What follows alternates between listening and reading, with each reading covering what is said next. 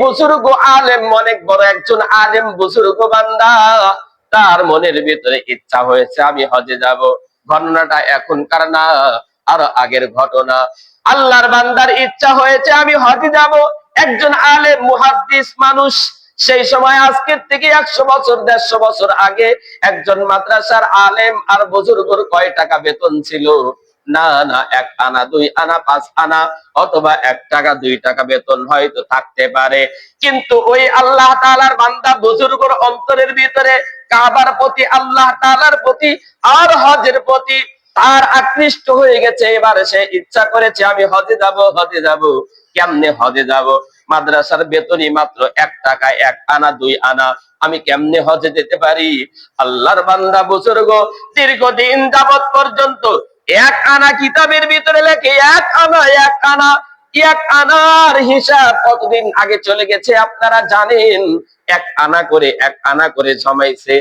1 আনা করে জমানোর পরে 12 আনা, 12 আনার পয়সা হয়েছে। এই 12 আনা পয়সা দিয়ে বাবাকে বলছে, বাবা এই আমি 12 আনা পয়সা জমাইছে, আমি হজে যাব। সম্ভব? বলেন তো দেখি, সম্ভব? হজে যাওয়া 12 আনা পয়সা দিয়ে সম্ভব? কখনো সম্ভব না। কিন্তু আল্লাহ তাআলা তাকে হজে নিয়েছেন, বলেন সুবহানাল্লাহ। কেমনে নিয়েছেন? সে যখন 1 আনা 2 আনা করে জমাইছে, জমানোর পরে এবার যখন আল্লাহকে বলেছেন, আল্লাহ আমার আর সামর্থ্য নাই, আমি এই দীর্ঘদিন যাবত পর্যন্ত 12 আনা পয়সা জমাইছি হজে দেওয়ার জন্য।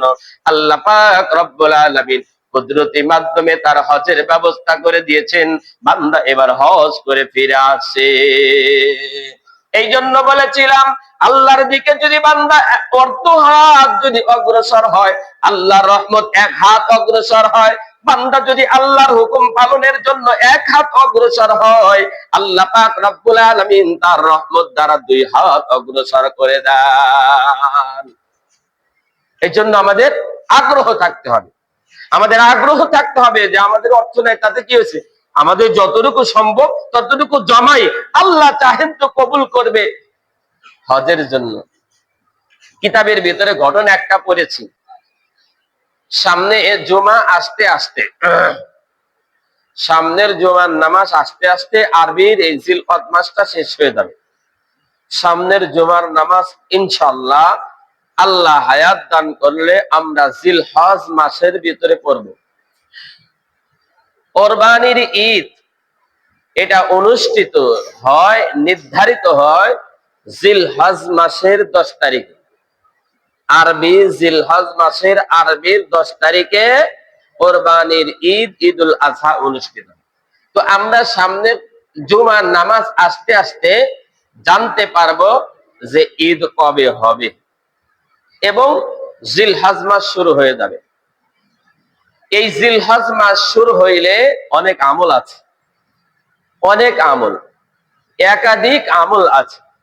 তাই আমি আপনাদের সামনে জিলহজ মাসের আমলগুলো ধারাবাহিকভাবে আপনাদের সামনে তুলে ধরব।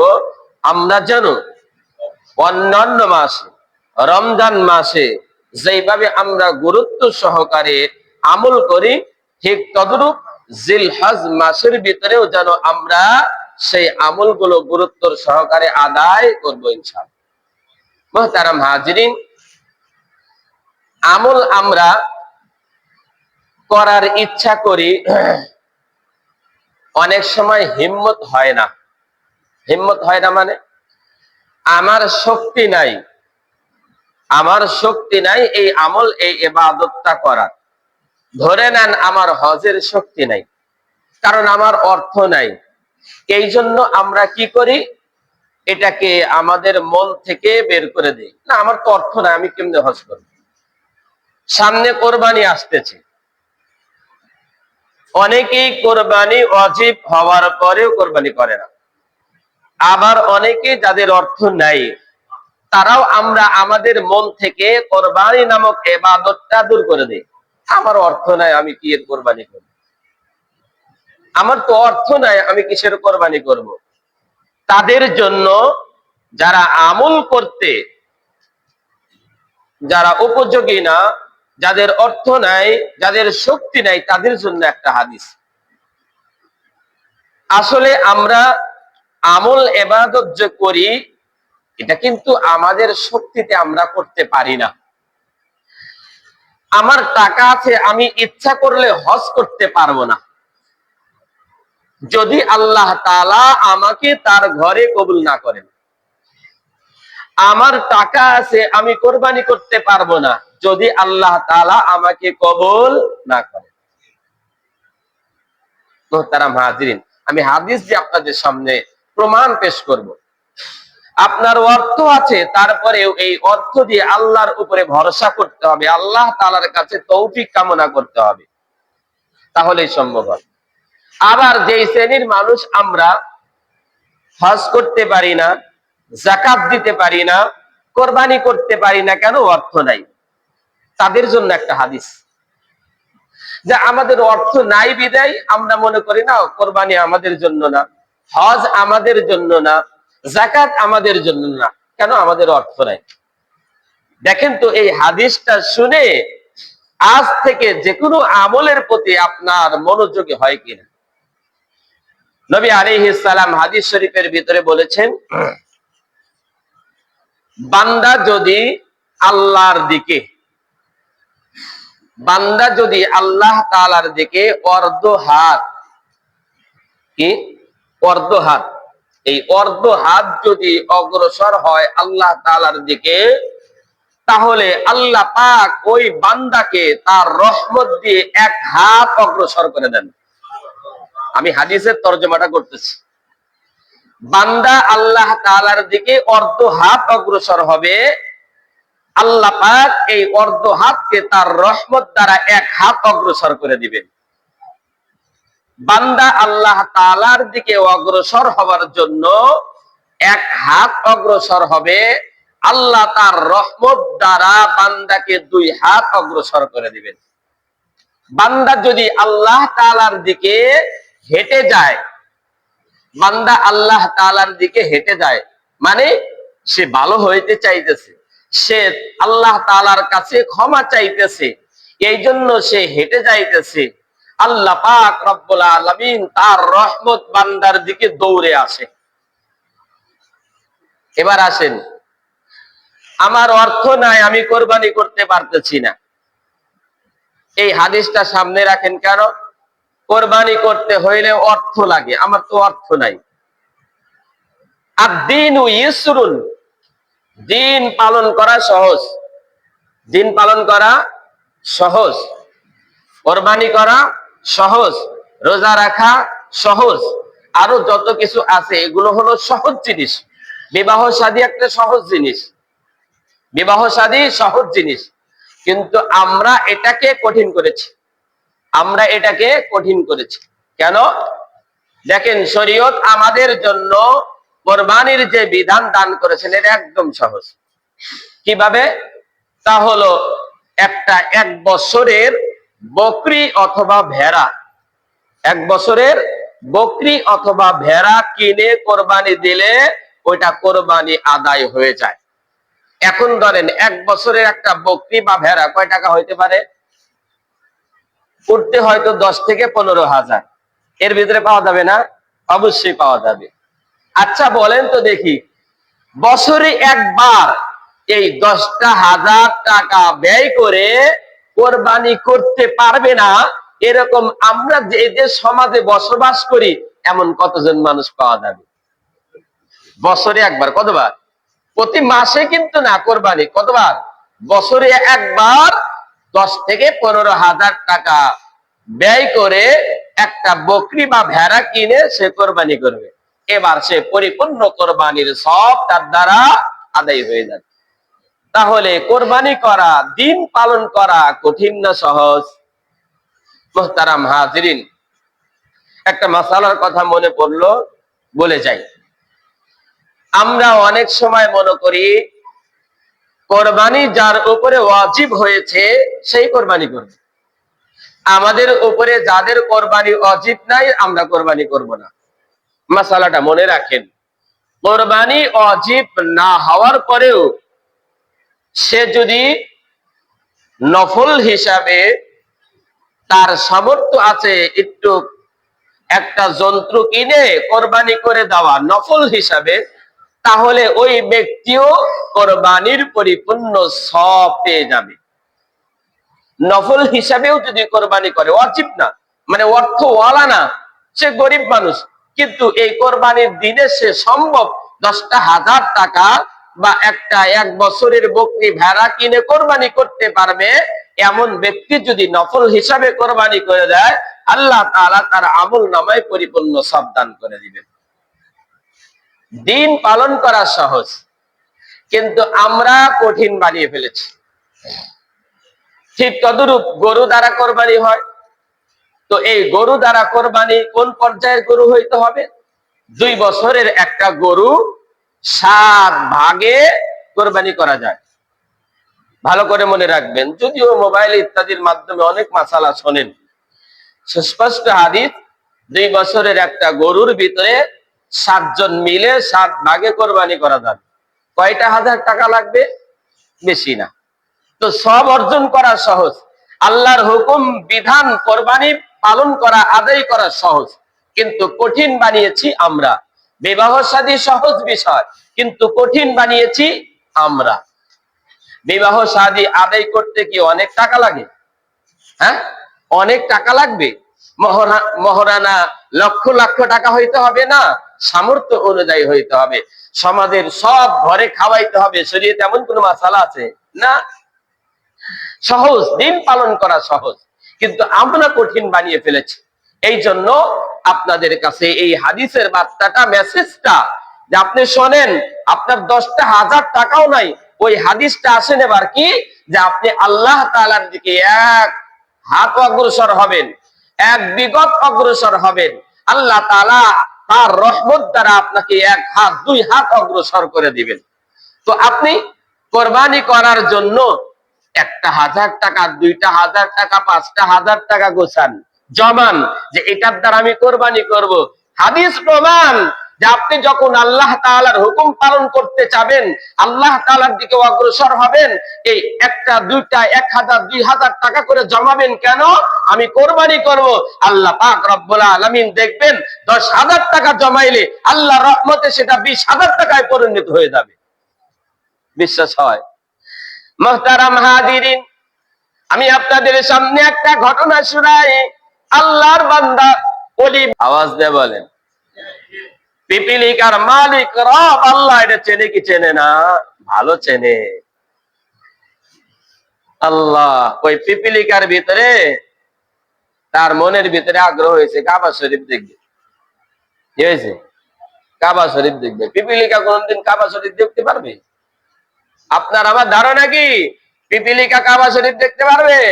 না না, দেখতে পারবে সম্ভবই না। পাসপোর্ট কই, ভিসা কই, অর্থ কই, বিমান কই, তার বিমানে উঠাইব কে? কিন্তু কিতাবে আছে, আমি আপনাদেরকে বলতেছি।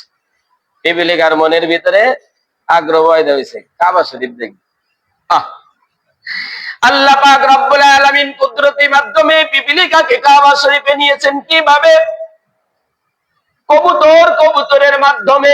এক ঝাঁক কবুতর তারাও রওনা দিয়েছে কাবা শরীফ বাইতুল্লাহ। আল্লাহ পাক রব্বুল আলামিন কুদরতি মাধ্যমে এই পিপিলিকাটাকে কবুতরের পাখার ভিতরে উঠায় দিয়েছেন।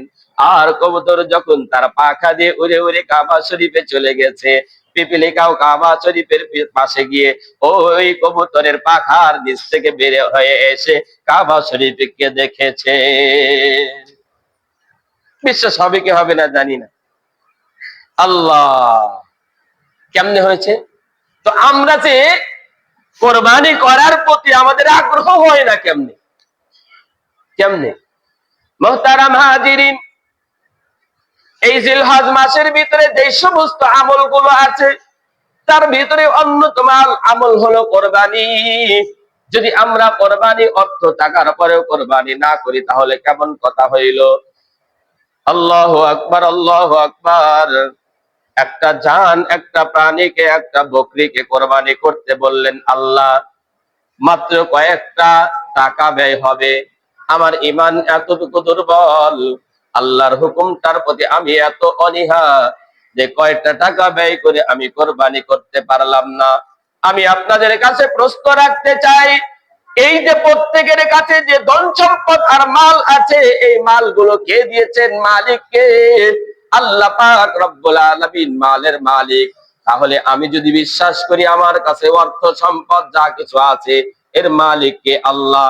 তাহলে আল্লাহ মালিক বিশ্বাস করলে আল্লাহ যে পথে ব্যয় করতে বলেন, যতটুকু ব্যয় করতে বলেন সবটুকু ব্যয় করা, এটাই হলো একজন বান্দার জন্য কাজ। আমি আপনাদের কাছে প্রশ্ন রাখতে চাই, আমাদের যে জীবনটা আছে, হায়াতটা আছে, যেই জানটা আছে, তার মালিক কে? আল্লাহ। এই জানের মালিক কে? আল্লাহ। আমি যদি ইমানদার হই, আমি যদি সঠিক রূপে মুমিন হই, আমি যদি এই কথা বিশ্বাস করি আমার জানটা দিয়েছেন আল্লাহ,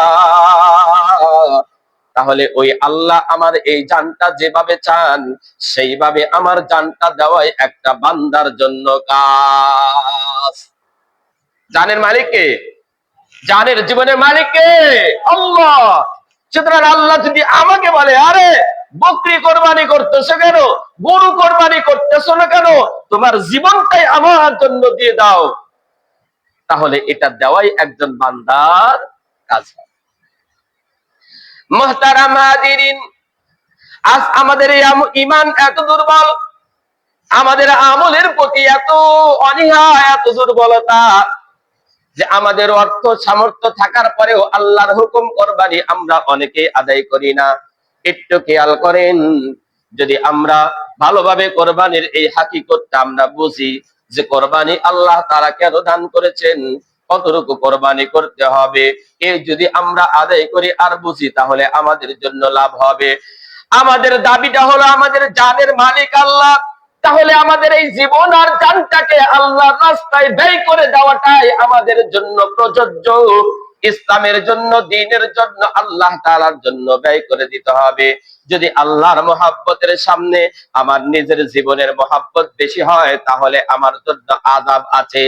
আমার মালের মহব্বত যদি আল্লাহর মহব্বতের তুলনায় বেশি হয়, অর্থ টাকার পরেও আমি কোরবানি করতেছি না, তাহলে আযাব আসা পর্যন্ত অপেক্ষা করতে হবে। আমার নবীর মহব্বত যদি আমার মালের চাইতে কম হয়, আমার অর্থের মহব্বত যদি বেশি হয়, তাহলে অবশ্যই আমাকে অপেক্ষা করতে হবে, আমার উপরে আযাব চলে আসবে। মালের উপরে মহব্বত কখনো থাকা যাবে না। আল্লাহ অর্থ সম্পদ দান করেছেন, হজ করতে হবে। আল্লাহ অর্থ সম্পদ দান করেছেন, যাকাত দিতে হবে। আল্লাহ অর্থ সম্পদ দান করেছেন, কোরবানি করতে হবে। কোরবানি করলে কি লাভ আর কি ফায়দা, ভালো করে শুনুন। আল্লাহ পাক রব্বুল আলামিন বান্দা যখন আল্লাহ তাআলার জন্য জন্তু আর প্রাণীগুলো কোরবানি করে, আল্লাহ পাক রব্বুল আলামিন তার নেকি আর আমলনামায় কি পরিমাণ সওয়াব আর নেকি দান করেন। মুহতারাম হাজিরিন, ইব্রাহিম আলাইহিস সালামের ঘটনা আপনারা জানেন। ইব্রাহিম আলাইহিস সালাম সন্তান ইসমাঈল আলাইহিস সালামকে কোরবানি করেছেন। ইব্রাহিম আলাইহিস সালাম সন্তান ইব্রাহিম আলাইহিস সালামকে কোরবানি করেছেন। এই হাদিসের যে হাদিসটা আমি খুতবার ভিতরে পাঠ করেছি, সুন্নাতু আবিকুম ইব্রাহিম আলাইহিস সালাতু ওয়াস সালাম, এই কোরবানির ধারাবাহিকতা, কোরবানির সিস্টেম, কোরবানির তরিকাটা এটা কিসে, কিভাবে, কোত্থেকে আসলো? নবী আলাইহিস সালাম উত্তর দিয়েছেন, তোমাদের পিতা ইব্রাহিম আলাইহিস সালামের তরিকা, শিক্ষা এবং তার সুন্নাত। এই হাদিসটার ব্যাখ্যা করতে গিয়ে কিতাবের ভিতরে উল্লেখ করেছেন সূক্ষ্ম একটা কথা। কি একটা কথা? সেটা হলো, দেখেন, আমরা তো মাত্র একটা জন্তু কোরবানি করতেছি, আর ইব্রাহিম আলাইহিস সালাম সন্তান ইসমাইলের গলায় ছুরি চালিয়েছেন। সুন্নাতু আবিকুম ইব্রাহিম আলাইহিস সালাতু ওয়াস সালাম, এই হাদিস দ্বারা ব্যাখ্যাকারগণ বলেছেন, দলিল প্রমাণ সহ ইব্রাহিম আলাইহিস সালাম তার সন্তান ইসমাইলের গলায় ছুরি চালিয়ে আল্লাহর কাছে যে সওয়াব আর মর্যাদা তিনি পেয়েছেন, আল্লাহর বান্দা যারা কোরবানি করবে, এই কোরবানি একটা পশু মাত্র কোরবানি করলো, একটা বকরি কোরবানি করলো, একটা গরু কোরবানি করলো, তার সব আর নেকি আর আল্লাহর কাছে মর্যাদা কি পরিমাণ হবে বলে ইব্রাহিম আলাইহিস সালাম সন্তানের গলায় ছুরি চালিয়ে আল্লাহর কাছে যেই মর্যাদাবান হয়েছেন, যে সব আর নেকি হয়েছে, এই বান্দা মুমিন মুসলমান কোরবানি করার দ্বারা, পশু কোরবানি করার দ্বারাও ওই সমপরিমাণ সওয়াব আর মূল্য আল্লাহ তাআলা বান্দার আমলনামায় দিয়ে দিবে। মুহতারাম হাজিরিন, আমরা অনেক সময় সন্তানাদির আবদার রক্ষা করতে গিয়ে, স্ত্রীর আবদার রক্ষা করতে গিয়ে বিবাহ শাদী অথবা জন্মদিন অথবা অন্য কিছু পালন করি, সেই আয়োজনের ভিতরে কিন্তু টাকা খরচ হয় কি হয় না? জন্মদিন পালন করতেছি অথবা অন্য কিছু করতেছি, টাকা খরচ হয়ে যায়। আবার অনেক সময় দেখা যায় জন্মদিন পালন করতে গিয়ে বলে বকরি ইত্যাদিও জবাই করে, কেক কাটে, কত টাকা খরচ হয়ে যায়। মুহতারাম হাজিরিন, আপনি আপনার পরিবার সন্তানাদি অথবা অন্য কিছুর জন্য, পাকাহারু রেজা মন্দির জন্য এই যে কয়টা টাকা খরচ করলেন, কি সব হবে কি নেকি হবে? কোনো সব আর নেকি নাই। পক্ষান্তরে আল্লাহর হস্তে কিছু টাকা ব্যয় করে যখন আল্লাহ তাআলার জন্য কোরবানি করবেন, আল্লাহ পাক রব্বুল আলামিন আপনার প্রতি রাজি আর খুশি হয়ে যাবে।